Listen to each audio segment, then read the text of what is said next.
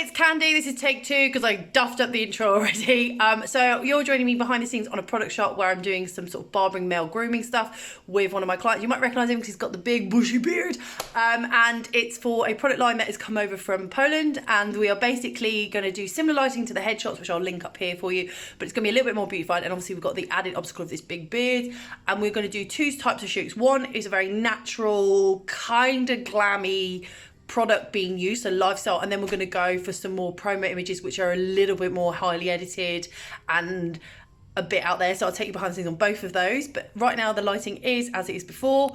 Giant Ox box right above me, feathered just down. You can just see it in my catch lights. I've got the Laster light reflector underneath me. I've got a V flat here, there's the Laster light, and then behind just here is a kick light just to bring out the accent. So yeah, let's get a model in, as Gavin Hoey says, and let's get shooting.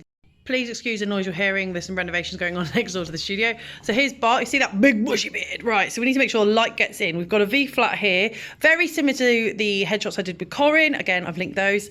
But what we're going to start doing is we've got, instead of watching out for glasses now, we've got to make sure we get some shadow under this beard. But also, because it's about the product, we are going to have to make sure that obviously we don't get as much light on this, on his head, because it can be quite reflective in the nicest way. You can put translucent powder on people, but a lot of people don't think to bring that with them or have that. And obviously with COVID, we've got to be a bit more hygienic, so we have to keep replacing it.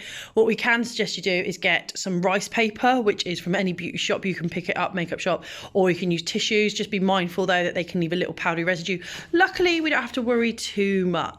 These images are just to show the items being used, so they have a very lifestyle, informal feel to them. And then Bart and I decided to create some images that are a little bit more bespoke, taking this image and turning it into this, using the pen tool and some tricks in Photoshop. I'll link a tutorial below for you that will help you.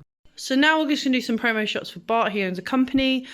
So we just got a bit more of a directional light on here. It's still a softbox, but I've put the grid on, and we're going to have a little bit more contrasted light. It's still going to have an element of softness to it, but because this is for a different purpose, we want to make him stand out a little bit. So still with the kick light, because he's black on black. You can just see it here. It's cutting him out, and V flats either side. The white one is to just fill in the shadows on this side, and then I've got the dark one just to cut off any shadows that might seep round to the front too much. This is the raw, and then I edited it and I did some light t-shirt and stylization to it. Obviously a little bit more intense look because the raw is quite flat. So we switched over to my Lensbaby to shoot Bart here. Everything has stayed the same. Obviously this is a manual focus lens, and I am still shooting at the same settings as I was with the other lens, but now it's just for a difference. I can show you a side-by-side comparison. This is a slightly different focal length. I was using 85 previously, and this is a 56, but I'll show you the raw straight out of camera so you can have a look. This is the raw, as you can see. It's nice, got some motion around the edges, which is what the Velvet 56 is good for, but I just wanted to give it a more styled look for something that I liked. I didn't lose any of that detail, but yeah, it looks nice now. Be interested to see which one of these you like best. Let me know in the comments. So while we've done some lifestyle product shots, day two will be actually shooting the product shots, which I can take you along for. I think I probably will do a video if I get a chance. I really like some of the ones shot on the Velvet 56 more than the 85. The reason I chose the 85 is a very classic headshot focal length to use. I know some people prefer towards more the 200mm, but I like the 85 and the 56. So there is a nuances in the focal length, but you'll see the slight beauty of the Velvet lens as well. And yeah, don't forget to like, subscribe, hit that bell button, and I'll see you all real soon.